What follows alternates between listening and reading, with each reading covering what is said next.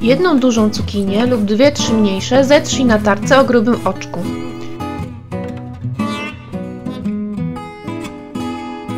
Przenieś do wazy i dolej 1 litr maślanki oraz pół litra mleka.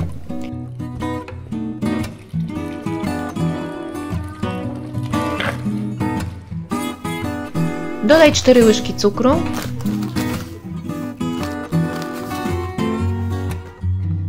trzy łyżki soku z cytryny,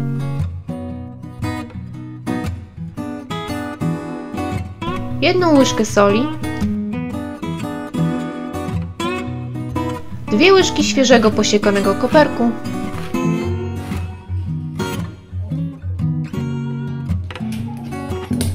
wszystko dobrze wymieszaj.